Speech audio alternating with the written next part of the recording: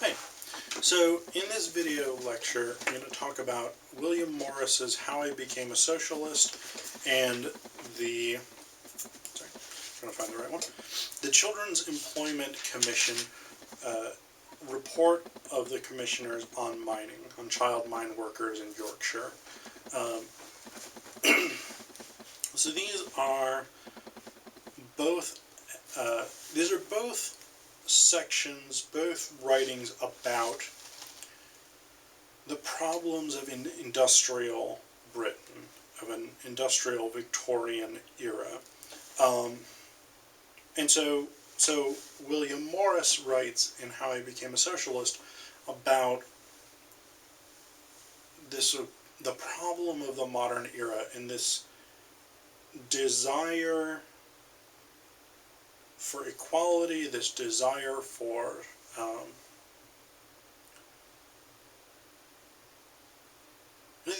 the desire to elevate the human beyond the sort of blank, basic condition of the worker.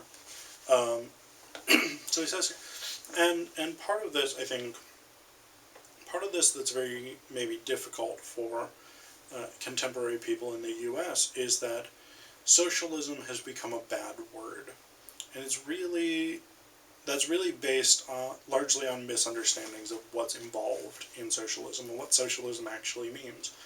So one of the things that's nice about this is that Morris gives us his description of socialism early in the first paragraph here. He says, "What I mean by socialism is a condition of society in which there should be neither rich nor poor, neither master nor master's man, neither idle nor overworked, neither brain-sick brain workers nor heart-sick hand workers. In a word, in which all men would be living in equality of condition, and would manage their affairs unwastefully and with the full consciousness that harm to the one would mean harm to all. The realization at last of the meaning of the word commonwealth." And so, what Morris essentially wants is a social condition in which people can not only be defined by their position in the mode of production, as Karl Marx would say.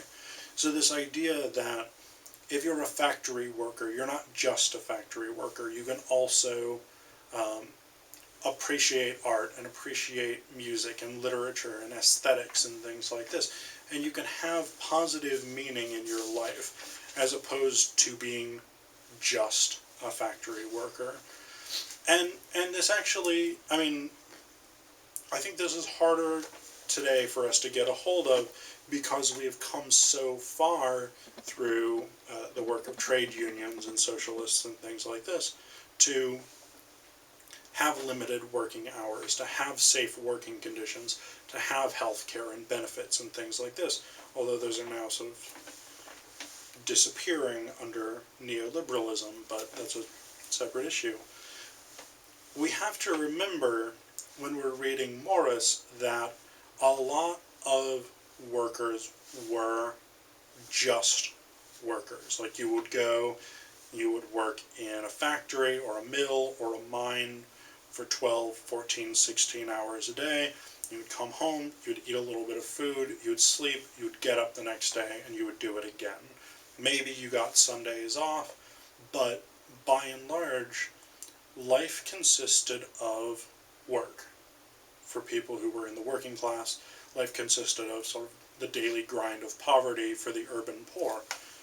And so this is really a brutal, horrible condition of existence. Like that is what it is.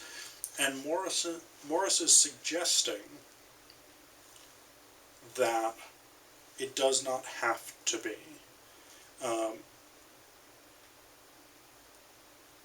What he's suggesting is that things can change. And so we get, I think, this great ending of this essay. "Yet it must be remembered that civilization has reduced the workman to such a skinny and pitiful existence that he scarcely knows how to frame a desire for any life much better than that which he now endures perforce. It is the It is the province of art to set the true ideal of a full and reasonable life before him, a life to which the perception and creation of beauty, the enjoyment of real pleasure, that is, shall be felt to be as necessary to man as his daily bread, and that no men and no set of men can be deprived from this except by mere opposition, which should be resisted to the utmost. The idea here, and I think this is a beautiful idea, is that human beings have a right to art, they have a right to pleasure, they have a right to enjoy the kinds of things that give a human life meaning beyond the daily grind of work. So it's not just that you go and you are in your factory for 12 hours and then you sleep for 8 hours, you have some food, and you go back to work for 16 hours. That's not a full human life, according to Morris. That is the condition that humanity has been reduced to by industrial production.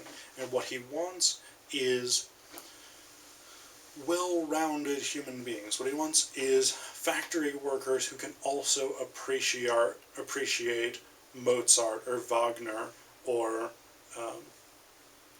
who can read, I don't know, Keats and whatever it is. He wants people who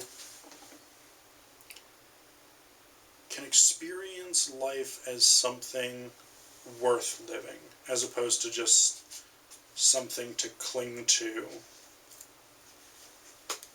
out of habit. And I think that's a great idea. I think that's a beautiful idea. But we get this sense. We get a sense of this really in the report from the Children's Employment Commission on the child mine workers in Yorkshire. We get a sense of this sort of drudgery, this sort of dehumanizing condition of work, because we have Margaret Gomley's testimony here. 9-year-old child working in the mines, who's been working there for over a year. So she started when she was 7 or 8 years old. She goes in, she says it, at 7 in the morning, gets done 6 or 7 at night. So this is an 11 or 12-hour work shift with no breaks, very little food. I mean, she gets like a muffin. She gets a muffin that she has to eat while she's working. She doesn't get a break to eat. So her eating is before she goes to work and after she comes home from work 11 or 12 hours later. She says that she's beaten. She says they flog us down in the pit, sometimes with their hand upon my bottom, which hurts me very much. Thomas Copeland flogs me more than once in a day, which makes me cry. This is 1589, by the way. So there's beating, there's long work hours, and basically, I mean, you can see the pictures here from the Children's Employment Commission. Like, she's dragging, or rather, she's pushing carts full of rocks and carts full of coal or whatever it is that this particular mine's for. She's pushing these things up these long, low ramps.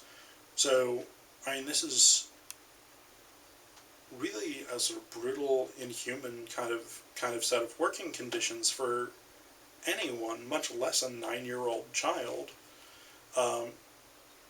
And she says that she gets paid 5 pennies a day, which, I mean, 5 pennies was not a terrible wage for a child, but it was really not much. Like, you were not really, you were probably barely paying for your food with 5 pennies a day.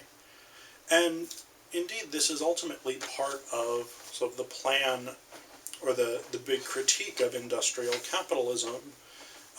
Marx and Engels make this point, is that the goal of the industrial class, the goal of capitalists at this point, is to pay their workers only what they need to keep workers alive, to keep them able to work, and to have children who will become workers in the future. And so there is this sense that you are on wages that are sufficient to keep you alive and working, but not enough so that you can have access to any sort of enjoyment. So this is the conditions of workers, and of course with Morris and with Marx and Engels and others, we get socialism as a response to this, where people start to say, this is inhumane, this is exploitation, and this is a terrible way to run a civilization, and we can do better than this. So